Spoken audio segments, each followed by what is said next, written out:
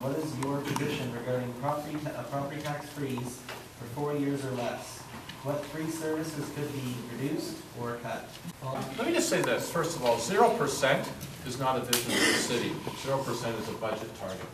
And let's not be mistaken about that. I absolutely agree, and I won't repeat what has been said, that it's all about vision and a sense of direction. The other thing that's really interesting is anger is a very poor foundation to establish a vision for the future. And certainly there's a certain amount of anger amongst constituents. If you follow Toronto, they're very angry, and we sense that. But let's talk about some really essential principles. London was, Maclean's magazine put London as the #1 city in Ontario, #7 in Canada for being a best managed city, a well-managed city. Financial stability is important. Pay as you go is important, which means you do not sacrifice tomorrow on the altar of today. We do not rob or burden our children and our grandchildren with our expenditures today. We need to reduce debt. We need to have a cap on capital spending. And I'm happy to tell you that the debt over the past 3 years has been reduced on a per capita basis in the City of London, and our capital reserves have increased.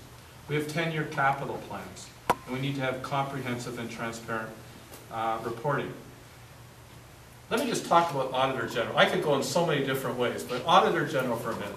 Auditor General is not a panacea. Auditor General will give you a report.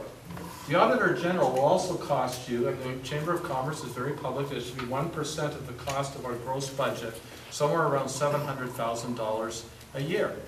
We're going to accomplish that same outcome with less than half that money by outsourcing our internal audit, and we will get the same value for money audits that we would get from an Auditor General.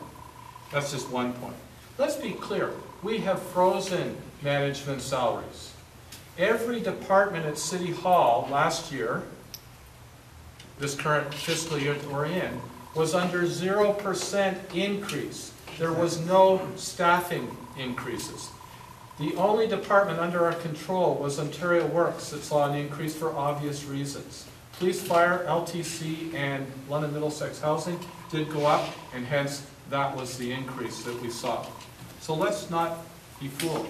We already in the last 3 years have saved $1.4 million cumulatively, and the plan that we currently have in place will save somewhere in the neighborhood of $17.3 million by the end of the next term of council by 2014.